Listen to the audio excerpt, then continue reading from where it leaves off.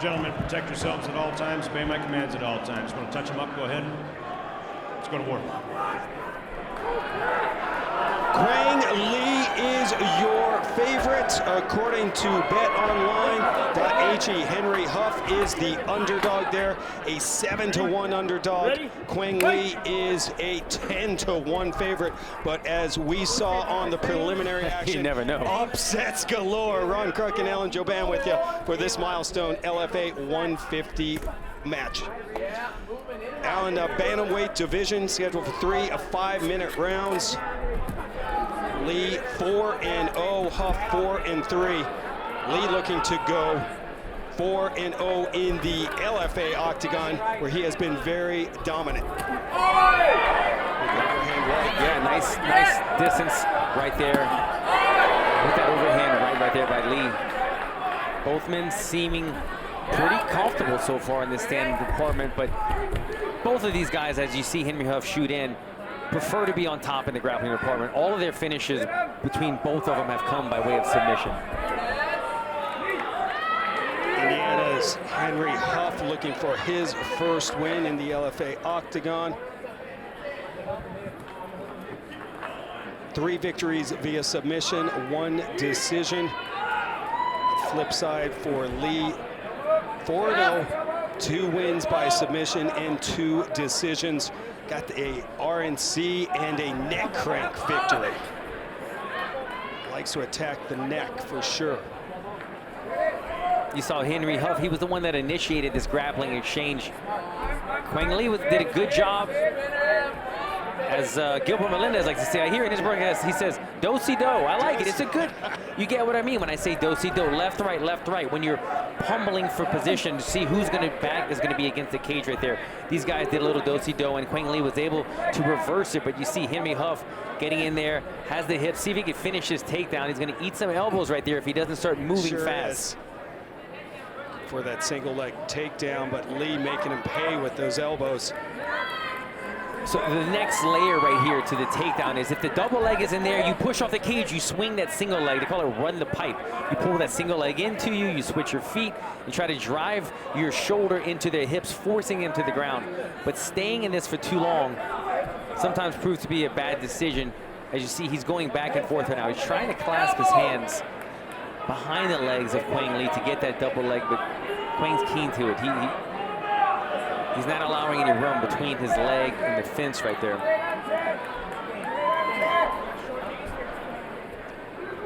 Huff persistent with this single leg takedown attempt. Knees to the inner thigh.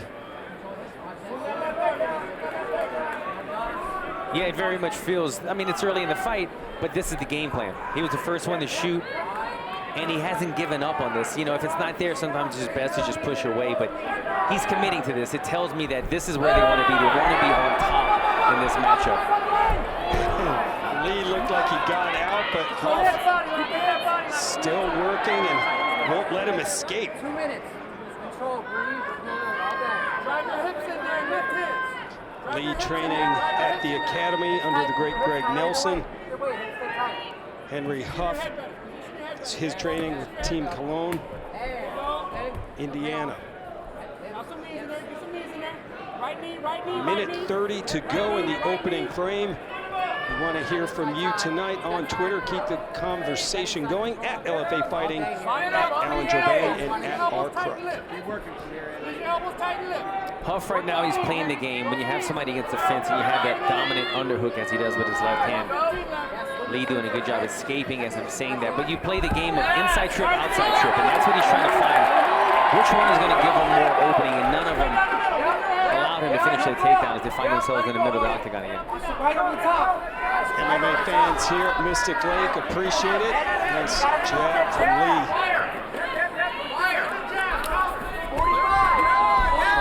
Punching his way into another takedown attempt. Yeah, this is where he wants to be. I mean, even when he's striking and seemingly landing some of those punches, he's punching, as you said, into close the distance. Punching into try to get the takedown right here. Henry, throw some knees in there. Come on, give me some knees. Up, drive.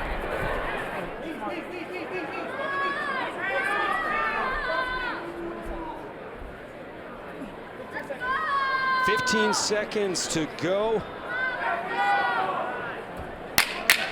This bout was originally going to be a part of the preliminary action due to some time constraints and a huge card. Fans here in Minneapolis getting their money worth tonight. They moved it up to the main card, so we kick off the action here at LFA 150 with the bantamweights. Not a ton of action, right, so far in that round. If I had to say one guy dictated the action more, it would have been Henry Huff.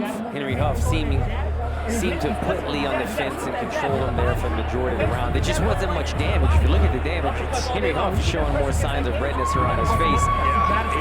Shots. A few shots on there. What really grabbed my eye though, Ron, was at the end of the round, Henry Huff put his hands on his head right away instead of trying to control his breathing. It's taking him a lot of energy to control Lee against that fence without getting a lot of effect out of it, not getting a lot of damage, not getting finishing the takedown. It'll be interesting to see in the second round how much he commits to burning the gas tank of holding him on the fence.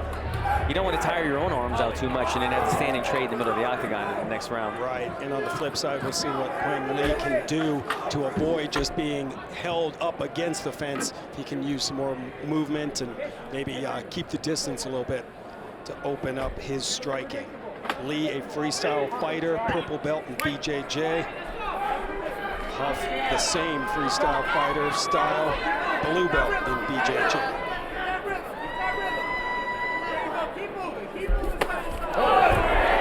Seemed low. Yes. I can hear the sound of the shorts. Didn't seem to affect him though. He's got his hands together on this, and we'll see if Henry Huffcake can finish his double leg takedown right here. He's got this. He just needs to continue to elevate. Yeah.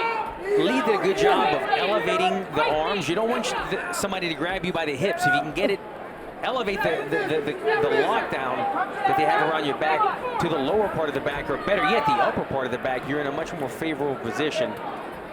And Huff right now picking up where he left off in that first round. All over Lee. Knees to both thighs. But give Lee credit for fending off that takedown. I thought he had it.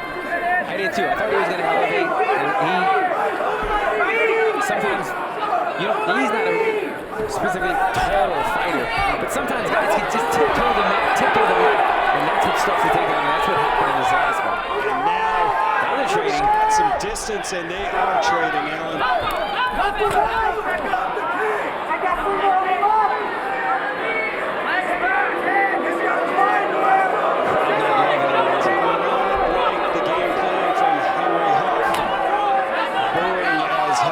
Again, punches his way in. And this is where Lee was getting those elbows through to the side of the head.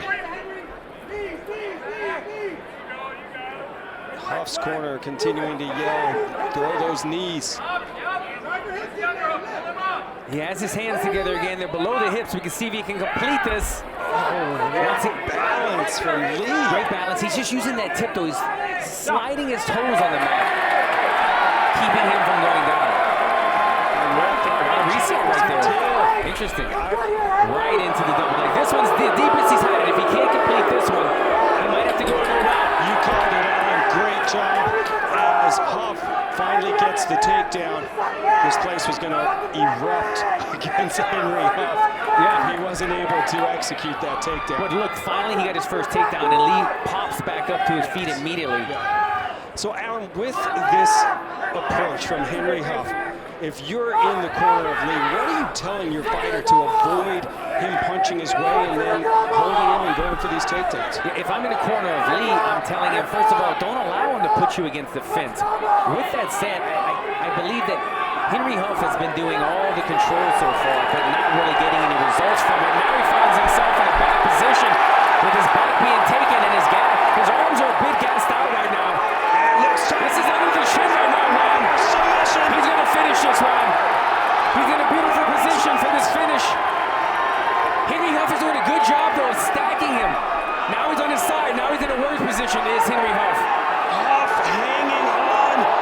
Lee looking for another submission. He's got a neck crank, got a rear naked choke on his resume already. He needs to. Lee needs to go palm to palm. He's not able to get a traditional roar. And see, I can't believe he got out of that. It was under his shin twice. He was able to escape. Great heart right there by Henry Huff. Finds himself in a bad position in a triangle, though. Huff goes right into the triangle. We're going to test the heart of Henry Huff again, Ron.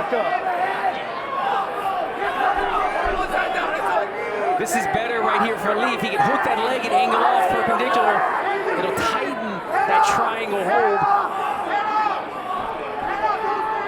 And the triangle's so tight, the blood is just streaming from the cut of Henry Huff. Under a minute to go, plenty of time for Lee to operate. And now grabbing the arm. He's going to end up on top. I don't think he's going to loosen the triangle though when you go on top. In this position, it's loosened up. He's going to find himself in side position. And Henry Huff seems to be bleeding pretty badly. It looks like it's coming from his eardrum. I can't quite tell if it's just leaking into his ear, but I think you're right. His ears are full of a lake of blood right now. And now these guys are going to be exhausted when it gets to the feet round. Absolutely, what a huge round for Quang Lee. Short time, Dylan, short time. Able to do a lot of damage here in the second round, and somehow Henry Huff hangs on. We will enter the third and final round. Great action to kick off this milestone show from the Legacy Fighting Alliance. Their 150th event as we check out the action from round 2. You see right here, Lee scooting around the corner, found that opening right there, started throwing some bombs, letting these guys trade. You can see all that work that Henry Huff was doing, tired his arms out. You see, this is where Lee was able to get the back, Ron. Snuck those hooks in right there, got him on his side right here, and I thought it was over. I thought this was done because he had it underneath the chin. And this is his specialty, too. Look at this. I mean, he has everything locked up right now. You can see Henry Huff, he's just a tough son of a gun. I don't know how he got out of that. Even reverses it to the other side. Henry Huff was able to survive in that triangle as well. I'm so curious to see how both men look, but Henry Huff in particular, he's gassing right now in that corner. He looked a bit gassed when he went to the corner in the end of the second round. Yes, absolutely. It was a great shot from our crew. I think you called it, Alan. There's just blood streaming from the, I think, the right ear of Henry Huff. We go to the third round and we'll see. And look at him, he runs forward. Yeah. Henry runs to the center. But this time, Leo able to translate, and it's a nice jab through. I mean, if we take a step back and look at this fight though, Ron, it's likely 1-1. This is probably an even fight in the judges' scorecards. This round's gonna mean a lot to both men. And you see that Huff has opened up a cut over the eye of Lee as well. I'd like to see Henry Huff use the fence on these takedowns. The fence can help you so much because it's like a trampoline. It bounces, and what you do is you slam your opponent into the fence, and then when it bounces you back towards the center of the octagon, that's when you use the takedown to your advantage. It helps a lot more. He's using a little bit more muscle on it, trying to muscle him down rather than using the buoyancy of that fence.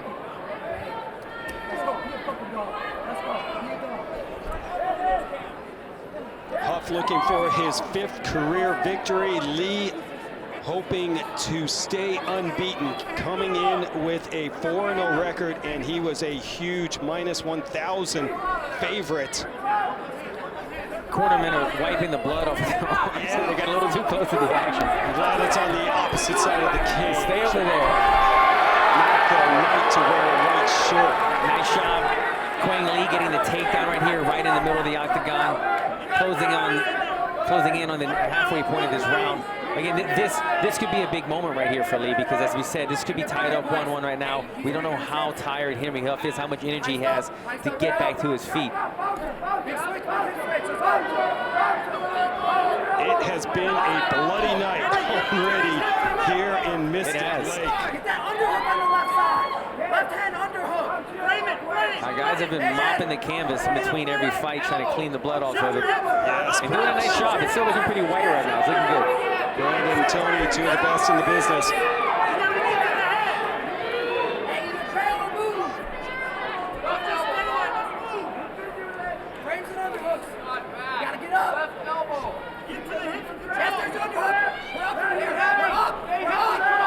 approaching the midway point of the 3rd round. Still anyone's fight. Lee got the takedown. Huff got some strikes through early in this frame. Huff on the bottom right now, trying to utilize the Z guard right here. Well, he took that left knee out. When you keep that left knee in against the stomach of your opponent, it maneuvers their hips. It kind of allows them not to pass, not to put too much hip pressure. He's doing a good job at that. Now he's back in that position. So it's good for not allowing your opponent to pass and possibly setting up submissions. But now we're within 2 minutes left in this fight. He needs to start trying to find either a way to get back to his feet or throwing up some sort of submission right here. Sneaky elbow from Lee scores. Blood continues to flow. Those are big shots raining down. Huff trying to change position to protect himself, but that's 4 or 5 elbows from Lee. Scoring points.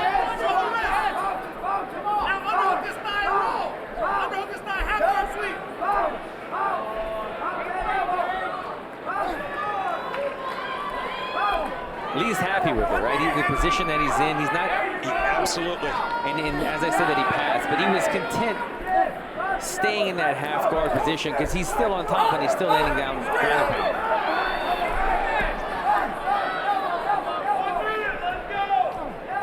Under a minute to go. But Lee being active enough, and look at this initial attempt from Huff. Yeah, Granby rolled into a triangle, maybe gonna try to switch that to an armbar. It didn't look tight enough. I like the effort. And now Lee taking the back of Huff.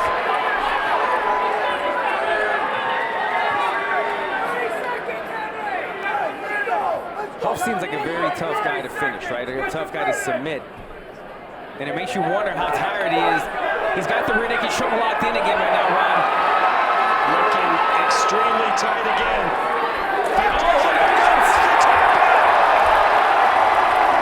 Lee remains undefeated. Chokes out Henry Huff with under 20 seconds to go in the final round. What a finish from Quang Lee to get it done, Alan. It was the exact same positions that happened in the first round, Ron. He made a small adjustment with his grip. He went palm to palm and cranked it on this and was able to get the finish on Huff. See if we can pull up some replays in a second. I'd love to see what he did right there. You see right here, a lot of the 3rd round was this. Being on top, being in a dominant position, landing some elbows. Right here, nice little Granby roll attempt for Huff. He tried to throw up a triangle. Lee was aware of it. It wasn't tight enough. He was able to pass at that point. And look at him. He's going to go around the back. He's going to throw those hooks in. Now let's see the hand position right here in this submission attempt. You can see Lee breaking his grip free right there. Right. He's going to try to slide underneath the chin right here. And this was the traditional rear naked choke attempt. You see Huff is aware. He's pulling down that arm to save himself. Now watch, he switches the grip right here. And when he switched the grip, Huff rolled into the choke, into the angle of the choke, and he had to tap right away. I wouldn't be surprised, Ron, if he had just let out his air, and before he could take in another breath of air, the choke was locked in and he had to tap immediately. Yeah, to tell you the truth, Alan, I thought the last submission attempt was tighter. I agree. Sometimes they catch you midway and you're breathing, and it sucks because it's not even that tight, but you can't breathe anymore. Great point. A big victory for Lee. Let's now get the official time. Here's Mike Kendall. Ladies and gentlemen, your referee, Travis Mateer, calls a stop to this fight. 4 minutes, 44 seconds into the 3rd and final round, declaring your winner by tap out in a rear naked choke, Quang Lee. Quang Lee gets his 2nd career victory via rear naked choke, his 3rd submission win. And he remains unbeaten, reels off his 5th consecutive victory.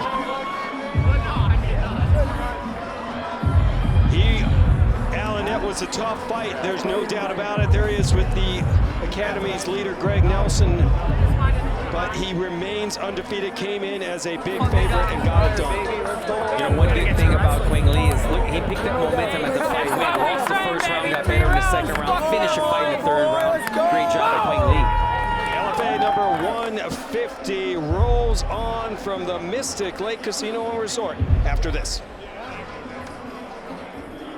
You got this, Mish! You see Robert Follis in her corner, who is one of the unsung heroes of MMA trainers. I live my life differently because of Robert. It was never about fighting. It was about helping people become better versions of themselves. This is God's gift to you. Use it. Robert was the guy that helped everybody else. He wasn't the guy that asked for help. He didn't let them know what was really going on. You learn how to put on that mask. Two ranked middleweights will now headline UFC Fight Night from the Apex tomorrow night after some changes to the card. Nasruddin Imavov was scheduled to face Kelvin Gastelum, however an injury forced Gastelum out, and now Imavov will tangle with Sean Strickland in the main event of the UFC's first card of 2023. As always, LFA alumni will dominate the card.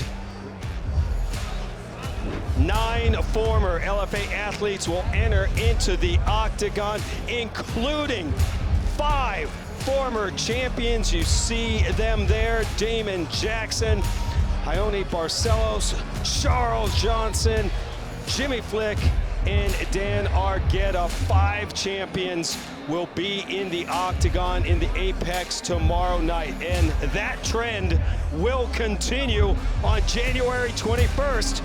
For UFC number 283, when the octagon returns to Rio de Janeiro for the first time in almost 3 years for the promotion's first pay-per-view event of the year. The card will be headlined by a fight for the vacant light heavyweight title as former champion Glover Teixeira takes on the streaking contender Jamal Hill after Yuri Prohaska was severely injured, shoulder injury, and he was forced to vacate the title. Second title fight matches up undisputed flyweight champion Davison Figueiredo battling interim champion and former LFA title holder Brandon Moreno for a 4th time.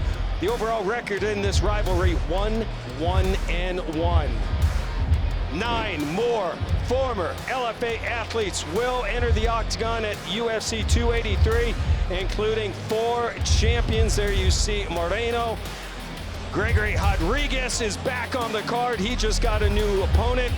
Thiago Moises and Gabriel Bonfim and his brother Ismael Bonfim will be making their UFC pay-per-view as the UFC returns to Brazil for the first time in almost 3 years. Best of luck to all 18 former LFA athletes in action over the next 2 weeks. Fight fans, this contest is scheduled for 3 5-minute rounds in the LFA middleweight division, brought to you tonight by Wolfpack. Never average, always a wolf. And now, ladies and gentlemen, introducing to you first, fighting out of the blue corner. This mixed martial artist stands 6 foot tall, weighed in 186 pounds. Built professional record 4 wins, 1 defeat, with 1 win coming by way of knockout and 1 by way of submission. Representing Demolition Fight Team and fighting out of Findlay, Ohio, Dylan the Mindless Hulk Barca. His opponent across the octagon, fighting out of the red corner, is a wrestler standing 6'2", weighing in 185.4 pounds. Built professional record 3 wins, 0 defeats, with 2 wins coming by way of submission. Representing Pura Vida MMA and PJJ, fighting out of Milwaukee, Wisconsin, West Party Time Schultz. Your referee is Travis Rentier.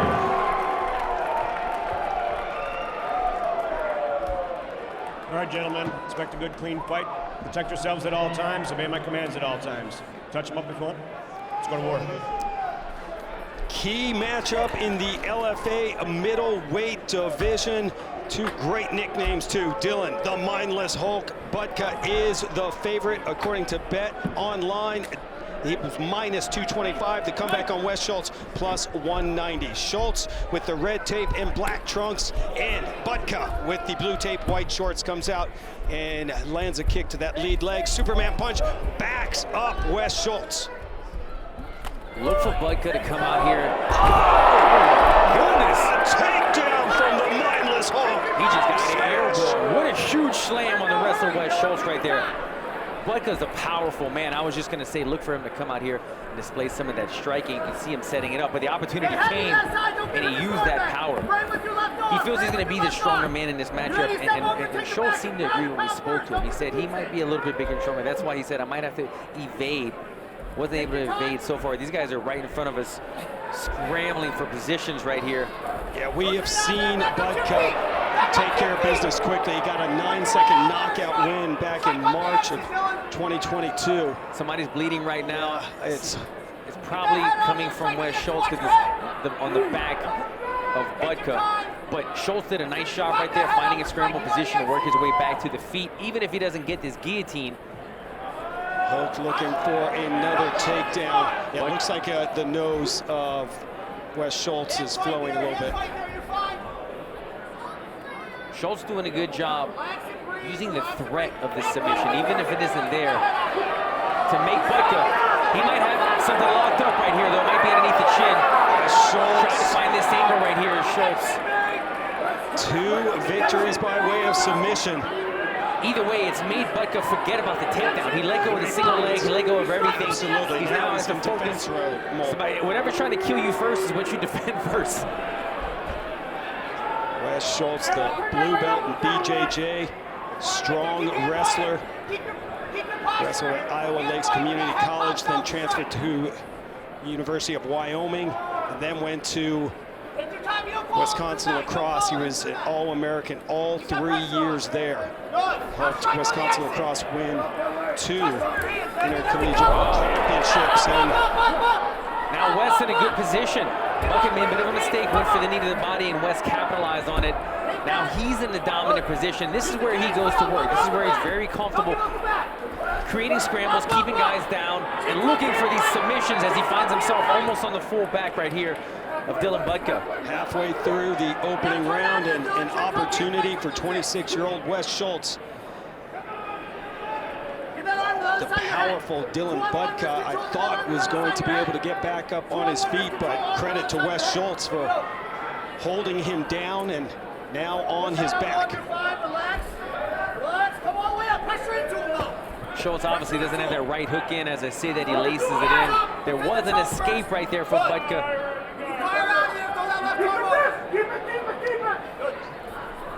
Budka doing the right thing, got back to his feet. He's fighting the hands. The hands are the thing you have to unthread first. Schultz not letting him go, knee to the ribs.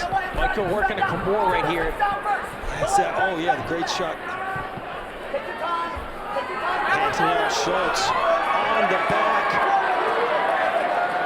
You can see Schultz is so good at these positions when there's a scramble right there. You see Budka was working the Kimura to either break the grip or maybe to hunt for the submission. But nonetheless, Wes used it as an opportunity to capitalize on position, finds himself in the back again.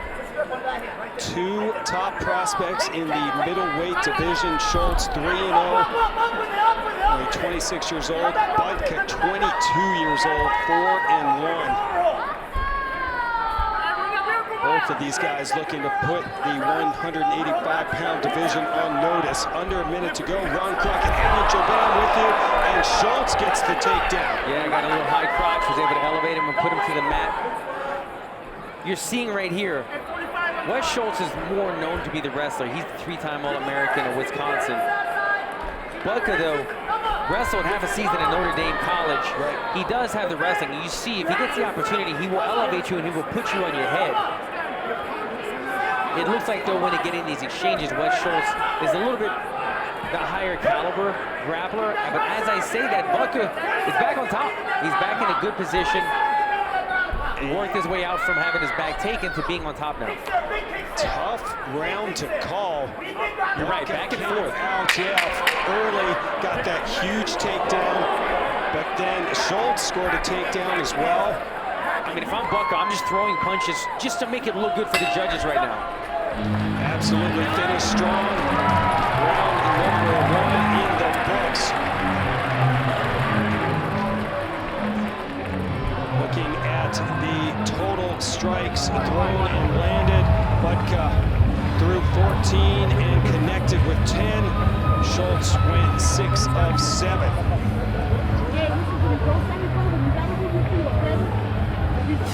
Dylan Butka wasted no time coming out, Alan. Oh, he did. Look at this. As soon as he got his hands around the hips of Wes Schultz, he put him airborne. You see he's a powerful guy. Schultz, though, able to get back to his feet. You see here, Butka gets the cage, laces in that high crotch, gets the elevation, gets a dump as well.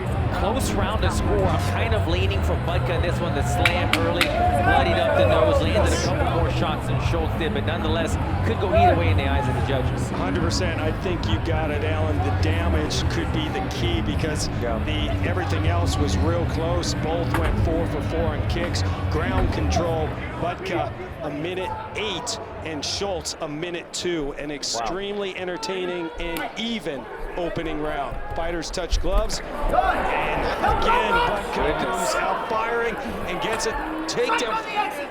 And Schultz fending it off, but he's on his knee. It's exactly what Butka did in the opening frame. He's powerful. Now he's landing shots. That's what his corner is calling for. Butka's got the type of style. He likes to create collisions. You know what I mean? He's a wrecking ball when he comes forward, and that's why they don't. Like a linebacker, man. There's not a lot of distance going back and forth between these two. When he comes in, he's looking for the kill every time, and that's why they find themselves in these entanglements, because these guys are two wrestlers. When they get close enough to touch each other, they're grabbing one another. But Schultz so dangerous too. Just missed with an up kick and active on his back. Kicking the head of Butka.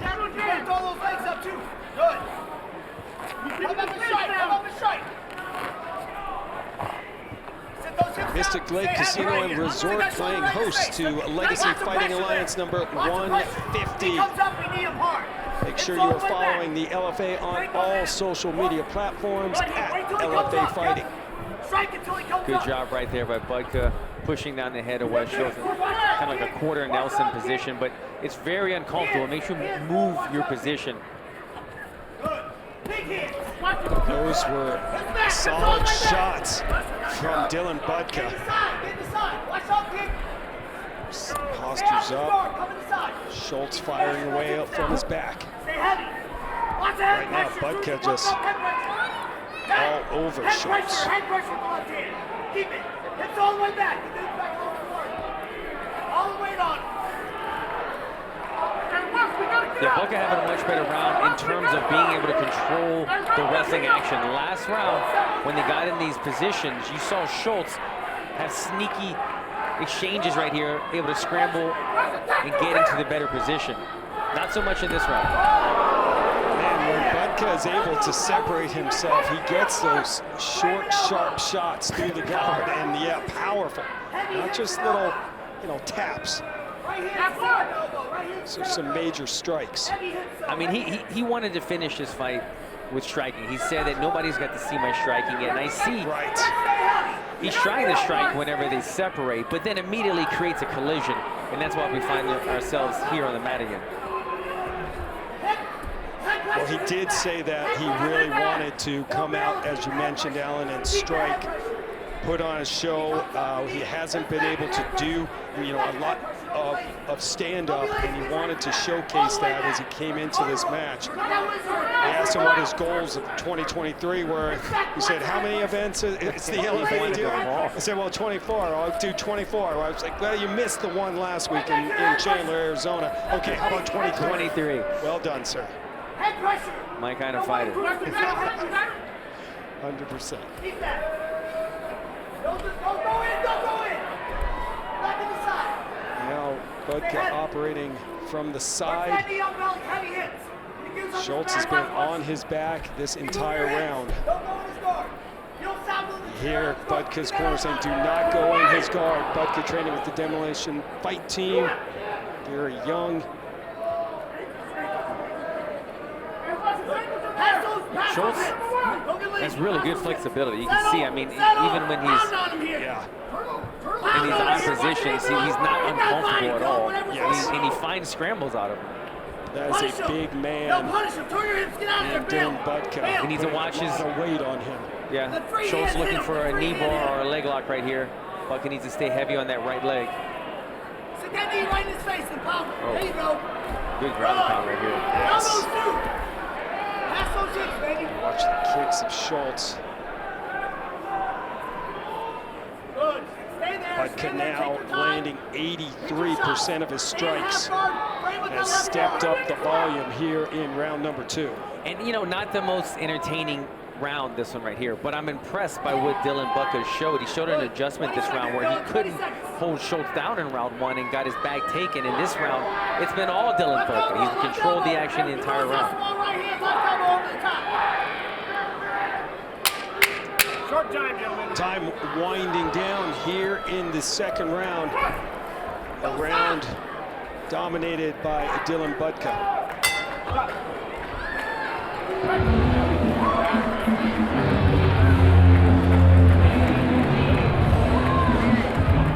Main event here at LFA 150 bantamweights.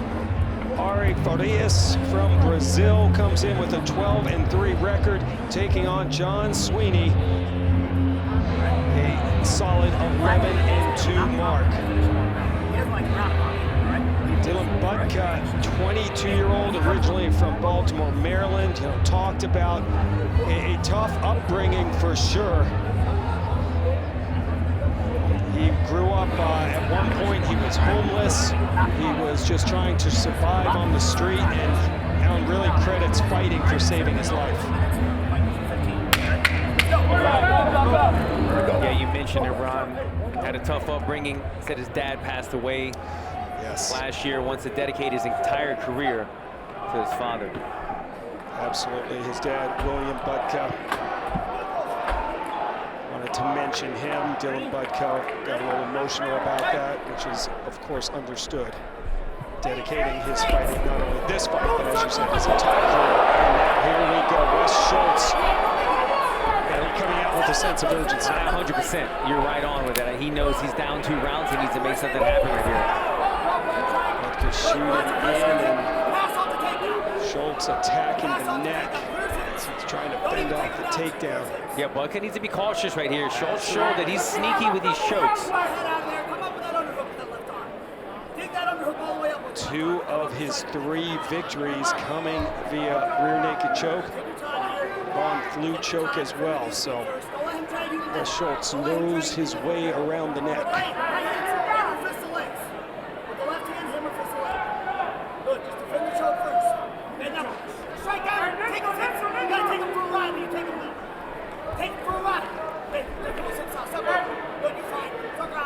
Schultz kind of sat down right there. I don't know if he didn't like that position. I don't think this is a good move, though, going back to the ground. Sneaky little knee right there, but Budka on the break. Schultz with the kick. Oh, and now another takedown. Wes knew it was coming. He didn't want to get slammed. He did a Grammy roll to try to avoid that slam. Yes. Working his way on a knee bar again. Schultz's corner calling for a toe hold opportunity, but he goes for that ankle like you better punish him. Right now, we'll survive that. Huge legs. Powers his way out. Clear that arm, clear that right arm and punish him. Clear the right arm and punish him. You don't want that. LFA middleweight division. Budka locked up an anaconda right here. I'm not sure how tight his grip is with that left hand on the right bicep. we'll know if it's tight if he rolls to his hip. That he didn't like it. I didn't like it either. It didn't look deep enough. His grip right there, he aborts it. It was a smart move. Position over submission right there.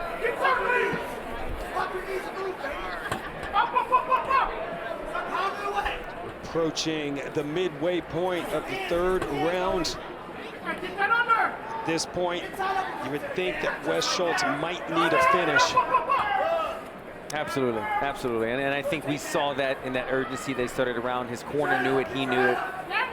He's trying to find those opportunities. It's just not there. Budka has been smothering this entire fight.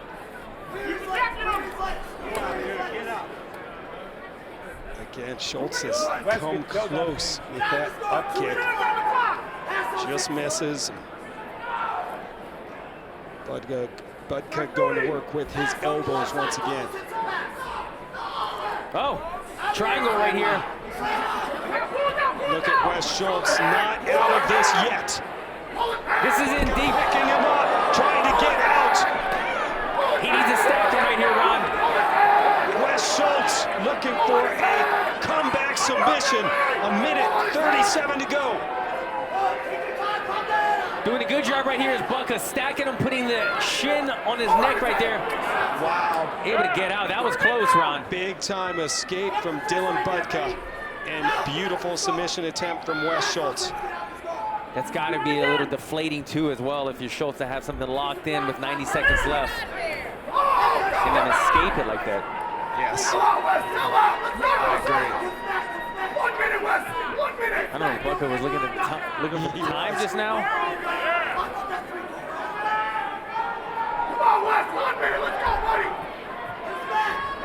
Wes's corner just trying everything possible, right? Just trying to urge him. That's all you can do to get something out of your fighter. And he's making some progress right now. He has the underhook, has his hands together. Schultz training with the Pure Vita BJJ and MMA team. Came in undefeated. Spotless records in jeopardy.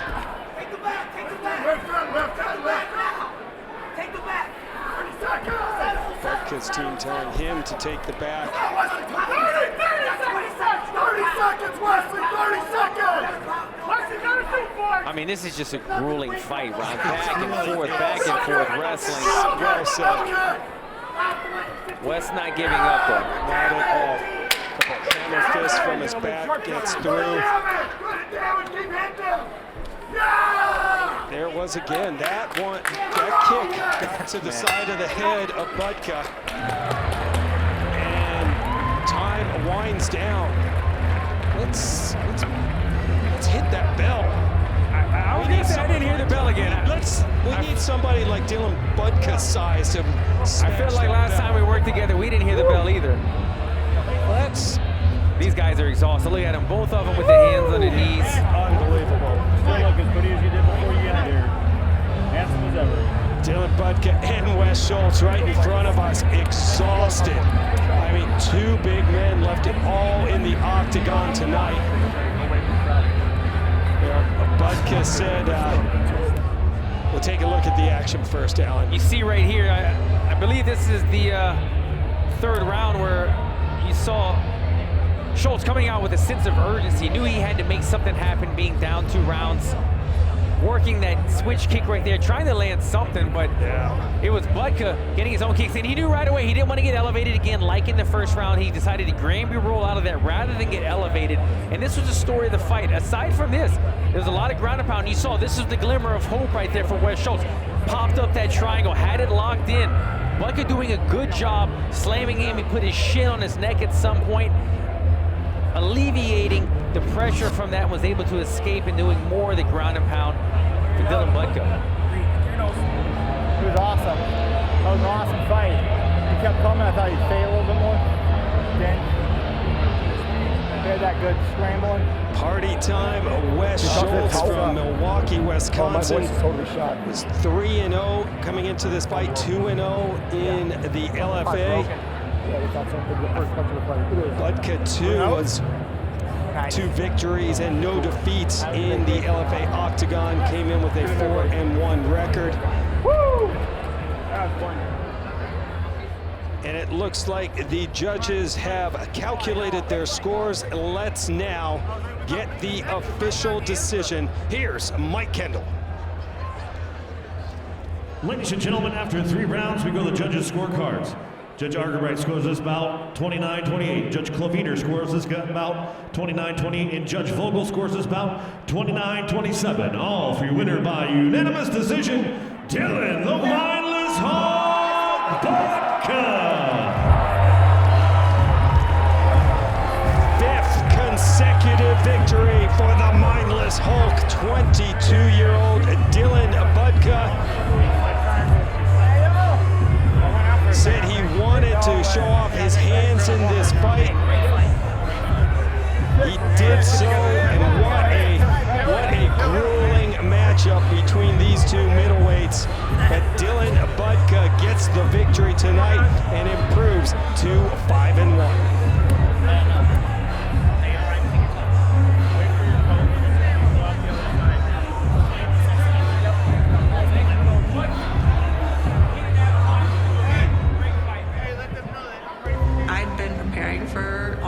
Situations my whole life. I wanted to win the Olympics and I failed. I went to the World Championships and I failed.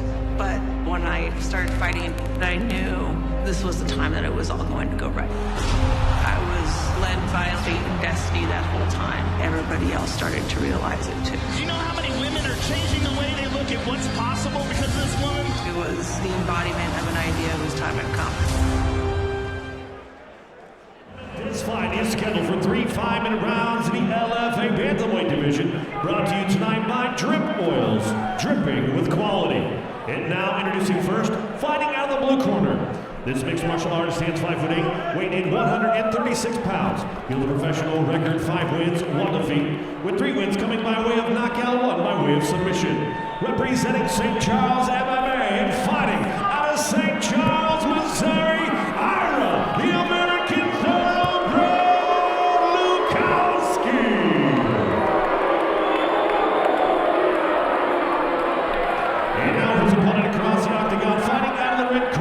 is a wrestler sitting 5'7", weighing 136 pounds.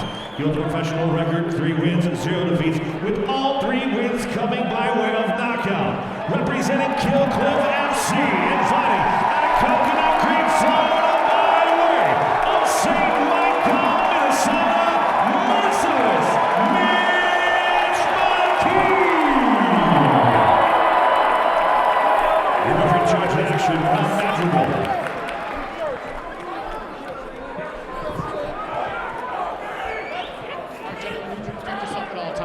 Commands at all times. I want you to fight hard, but fight clean. You want to touch gloves, do it now. Back up and we're going to start. Very intense stare down at the weigh-ins, and it's continued here in the octagon tonight. Mitch McKee is your favorite. He has the red tape, and Ira Lukowski with the blue tape. He is the underdog. He didn't waste any time. Just like that. The 4-time NCAA national qualifier from the University of Minnesota gets the takedown. That didn't take long. No. He told us, you know, hey, it's my bread and butter. I'm going to wrestle him and wear him out, looking for a finish from the top.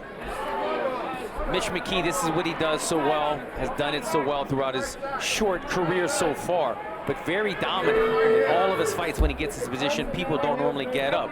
Ira Lukowski, when I asked him about this, Ron, I set it up earlier. He says, I can wrestle with this guy. I was on the Olympic alternate team.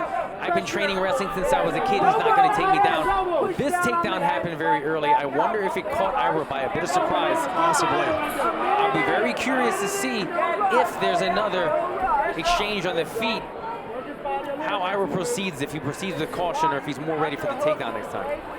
Yeah, Lukowski told us he was ready for the takedown. He expected it. He referred to McKee, who is 25 years old, as a boy. So he emphasized the beat.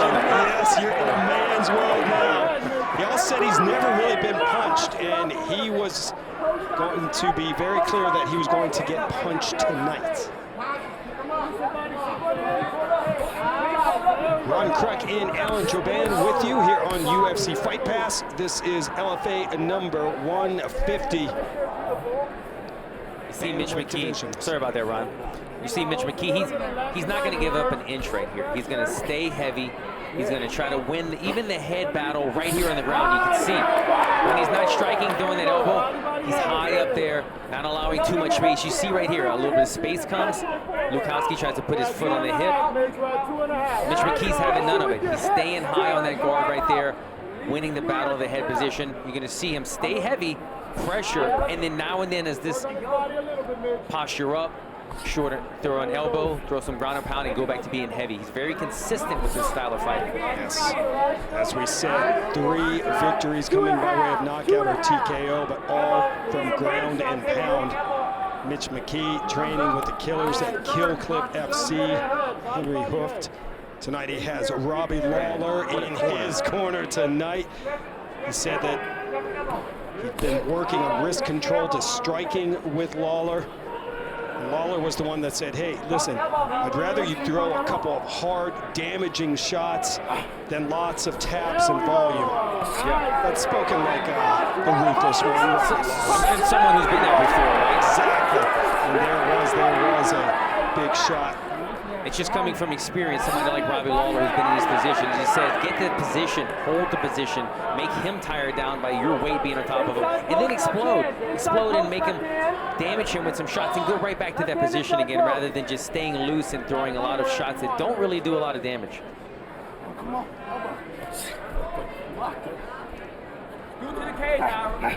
He started training at Kill Clip with Logan Storley after Olympic team trials in 2021. Interviewed Gilbert Burns, who's of course with the Kill Clip team as well this week as he prepares for 283, and he was very high on Mitch McKee, as many people are. He thinks that this kid has a very bright future in the sport of MMA.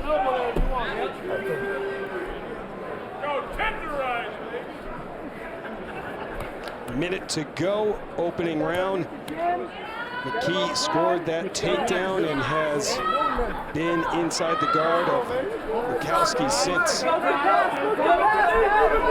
from the bottom from Lukowski, and I don't think McKee liked that at all. Not at all. 45 seconds, bitch. Put him up against the fence. Yeah, Lukowski's just going to have to eat this round.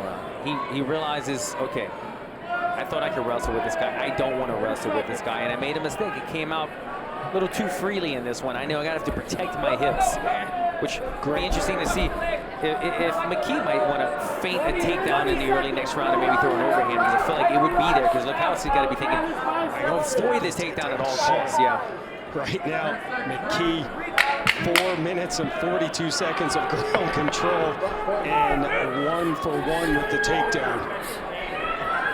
The strikes in this round, though, very even, with McKee landing 88% of his strikes and Lukowski from the bottom 80%. And we take a look at, they touch gloves and boom, just like that. I mean, seconds later, beautiful entry, elevated him off of the fence, put him on his back. Lukowski was never able to get up into the bell at the end of that round. And you see, he stayed heavy, kept the pressure on him. Whenever Lukowski would start to fight back, he would just grab him, hold him down, and look for those big shots again. As the round ended, Lukowski walked back and kind of gave me a little thumbs up. Like, wasn't what he wanted, but he's more dog in this fight for sure. Robbie Lawler, or fighting the dog ref. Either way it works. Dogs involved. Lukowski training with St. Charles MMA. We get ready for round number 2. He comes over. He's still talking. It's like, okay, I made a mistake, shaking his head. Let's see if he can fend off another takedown from the former University of Minnesota Golden Gopher wrestler, Mitch McKee. He's trying to lure him into a fist fight. Lukowski saying, come on. No, we knew he was going to be talking to McKee in this fight. There you go.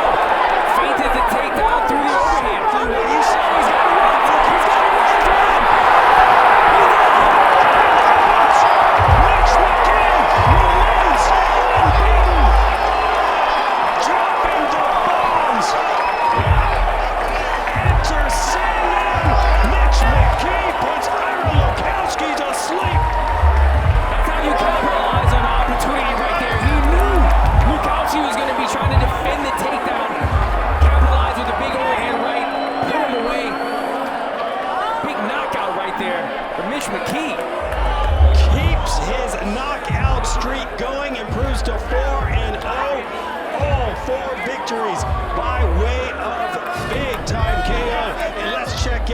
this big bomb. You see right here, you see Lukowski trying to lure him into a fist fight.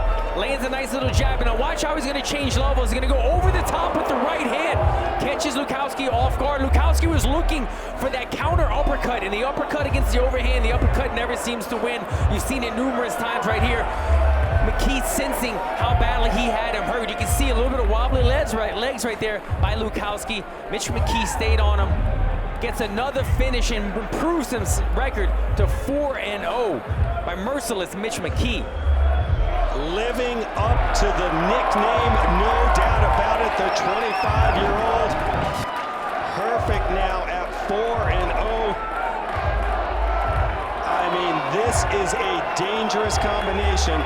He's got the wrestling pedigree, but he's got some dynamite in his punches as well. Only 25 years old. We asked him, you know, with another win, what do you think's next? McKee told us he's in no rush. He wants to continue to fight here in the LFA and evolve his game. He is a very scary man. Let's get the official time here from Mike Kendall. Ladies and gentlemen, your referee, Rob Madrigal, calls a stop to this fight in 21 seconds of the second round, declaring your winner by knockout, merciless Mitch McKee. The evolution of Mitch McKee continues, fourth straight win since he's transitioned to the sport of mixed martial arts. Another KO victory, and the 25-year-old is now standing by with Alan Jouban. Guys, I'm here with Mitch McKee. Put your hands together. I think they enjoyed that one, man.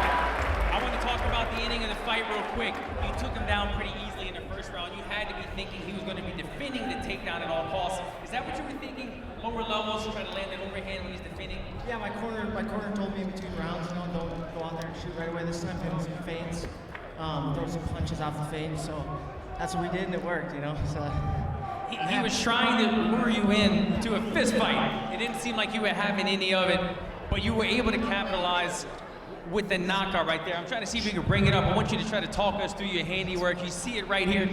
Take a look at this, man. Talk me through this if you can.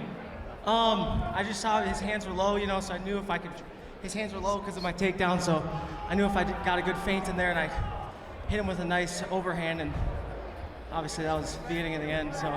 You sensed that he was hurt right there. You were able to jump on him, get another knockout, man, and prove yourself to 4-0. You've got quite the corner here, man. You've got a great team behind you. You got Robbie Lawler, Gable Stevenson's in the house right here. Gable, can you come in here?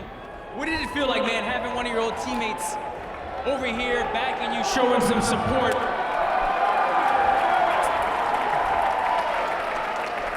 How did it feel having him in your corner? It's pretty awesome, you know. I mean, I talked about it yesterday. It's like he's came to every single one of my fights.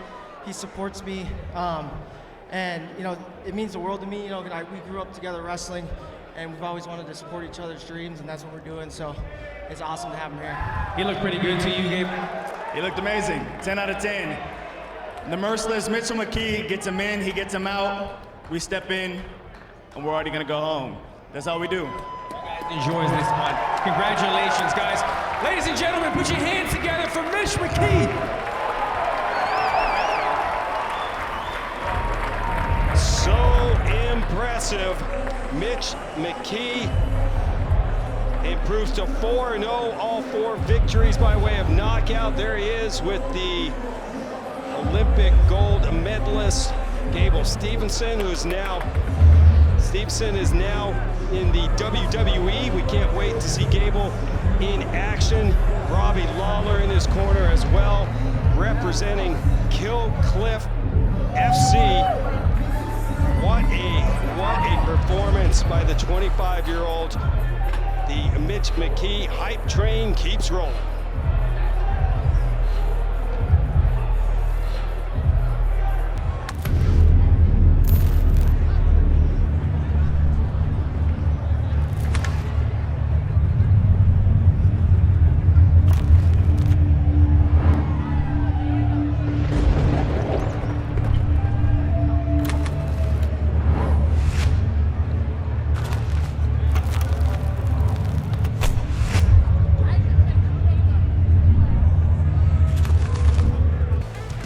feature a women's strawweight title fight between Julia Polastri and Brenda Gotig. The LFA event will be held just 7 days after UFC 283 visits Brazil. Jose Delano and Gabriel Santos punched their tickets to the featherweight title fight after participating in the LFA's four-man 145-pound tournament.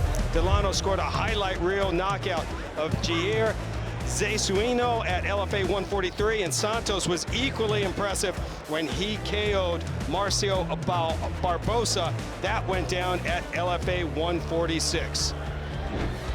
Almost as big as his win in the octagon was that Jose Delano beat the scales after missing weight twice. Got a nutritionalist, he came in, and wow, did he put on a performance. A stellar knee ended this fight and earned Delano a knockout of the year nominee. That got Delano into the title fight. And then his opponent, Gabriel Santos, battled Marcio Barbosa in the semifinals. This was an instant classic. Santos was dominated in the first round, only to stage an epic comeback and score a win only 9 seconds into the second round with that massive head kick to ground and pound. The epic battle won the 2022 Fans' Choice Award for Fight of the Year. What a matchup, Delano and Barbosa. The LFA airs exclusively on UFC Fight Pass. Ladies and gentlemen, this bout is scheduled for 3 5-minute rounds in the LFA welterweight division. Introducing first, fighting out of the blue corner. This striker stands 6'2", weighing in 170.6 pounds. He holds a professional record, 6 wins, 2 defeats, with 3 wins coming by way of knockout, 2 by way of submission. Representing Duke City MMA and fighting out of Albuquerque, New Mexico, Jalen the Gentleman Fuller. His opponent across the octagon, fighting out of the red corner, is a freestyle fighter standing 6'1", weighing in 170.4 pounds. He holds a professional record, 6 wins, 2 defeats, with 4 wins coming by way of knockout and 2 by way of submission. Representing Rising Sun MMA and fighting out of Wausau, Wisconsin, Scott Reeves. The referee chairs action, Travis Matier. All right, gentlemen, I expect a good, clean fight. Obey my commands at all times. Touch them up if you want. Let's go to war. A very key matchup in the LFA welterweight division. Jalen Fuller coming in with a 6-2 record. And Scott Ritz, he too comes in with the identical 6-2 record. Fighters touch gloves, southpaw versus southpaw. Scott Ritz, red tape, white trunks. Jalen Fuller, blue tape and the black shorts. Spinning kick from Fuller. Nice hard kick by Ritz to start this round. We'll see if Fuller can defend this. He's good at these ninja chokes, Ron. He's gotten submissions like this before he's finished fights. He's in a bad position as Ritz right now. This is locked in, Ron. He's going to sleep. Oh, he's got it very tight. This is a horrible position. We need to check if he's conscious right now. Travis Matier taking a close look at Fuller. I don't know if he's awake right now. The referee's got better position than I do. Yeah, you see it, his shoulder moving, he is breathing. Okay. I mean, this is death. Purple his face is. This is a horrible position. Caught the neck, his face is red. Great shot right there. Right now. Camera guy's getting a close-up right there. You can see. Fuller sees the opportunity. He's got to be out. He's out. He's out. He is out. Knock off submission. Jalen Fuller puts Scott Ritz to sleep. Oh my goodness. Unbelievable. I mean, the irony of this music coming back over. First round finish for Jalen Fuller. shoot on me. Y'all don't learn. Stop shooting on me. Fritz sitting up because that was a scary choke. He literally went to sleep. It was hard. I don't want to celebrate when another man's still down. He's up now. Great to see. I mean, can we get a shot of Jalen Fuller for a minute, guys?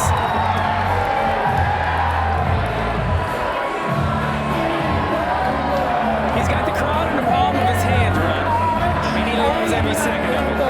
That gentleman, Jalen Fuller, won a first-round finish for the 30-year-old from Albuquerque, New Mexico.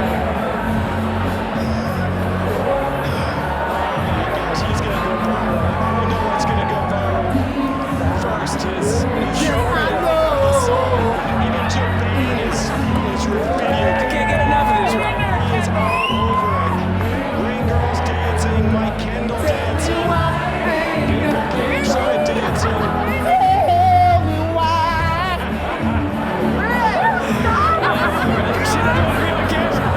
It's okay, you can sing the Backstreet Boys, it's okay. Bree said, we all love the Backstreet Boys, just admit it. Okay, let's pull ourselves together here, shall we? That was a lot. Please, Mike Kendall, bring some sanity to this broadcast. Give us the official time. Ladies and gentlemen, referee Travis Mateer calls a stop to this fight. 1 minute, 14 seconds in the very first round, declaring your winner by technical submission due to strong choke, Jalen the Gentleman Fuller. Not very gentlemanly was Jalen Fuller, choking out his opponent, Scott Ritz. 5th first-round finish for him. Quickly gets back on the winning track. Fuller improves to 7-2. There he is with Frank Gomez and the Duke City MMA team. Did some training with John Dodson as well. Jalen Fuller now 6-2 in the LFA, and he has officially put the welterweight division on notice, and he's now standing by with Alan Jouban. Guys, I'm here with Jalen Fuller. Jalen, I don't know what's gonna go more viral, if it was the finish in the choke or the celebration after. What are you thinking, man? It's gotta be the celebration. I've been working the moves all week, Alan. I'm telling you right now, keeping my coach up late at night. He like, Jalen, turn that music off. I said, I can't do that for you, okay? You're gonna have this song in my head for weeks, my friend, but I loved every second of it. Let's talk about the fight, man. You were coming off of your last fight. You didn't like the way that it went. You got out-grappled. You told us after that fight, you made some corrections in your camp. You worked nothing but take down the fence. It showed here tonight. Yeah, after that last fight, it was a shameful performance. Like I said before, I got completely out-grappled, and I learned some holes that I had in my game. Coming into this fight, I knew he was going to go for the takedown. I knew he was in love with his hands right now, but he comes from a wrestling background. So we knew as soon as he shoots in, snatch up that neck like we've been working for the last 6.5 months. If we don't get that, we'll reverse position and get back up to our feet like we drilled. I've seen you use that choke before. Look, we're gonna turn around. You can admire some of your handiwork. When you had that choke locked in, I was worried that he was out early. We couldn't really tell. You and the referee were the closest to the action. How long do you think he was out? I think he was out for a while. He was out when I still had it as a ninja choke, but when I was like, I heard the gargling, then I heard it randomly stop, and then I felt him come in and out, so I switched it to the high elbow guillotine to just say, hey, let's make sure and put a lock on it. I didn't even see. So you switched from that ninja choke here to a high elbow guillotine. That's what put him away? High elbow guillotine. I'm sitting here. I have him locked down with the body triangle. I'm like, I'm not getting the position that I need, so I need to adjust. Right there, I was losing my grip just a little bit, but I think he was already gone. So I said, screw it. I'm going to go high elbow guillotine. And then I was like, I'm going to really dip off to the side, triangle out. And as soon as I felt that, I was like, he's out. He's limp. I didn't even see that adjustment from our angle. That was a beautiful adjustment to be aware that you couldn't get it with one, transition to the other. Moving forward, man, that's gotta feel good. Coming off of a loss by way of grappling, getting a finish right here by way of grappling. What's next for you, man? What's next is I need my first LFA main event. Okay, that was my 8th fight in the LFA, 6 wins in the LFA, 2 defeats. I'm 7-2 overall now as a pro. I've earned that main event, and we can get a home game in Albuquerque, New Mexico. That's what I would love.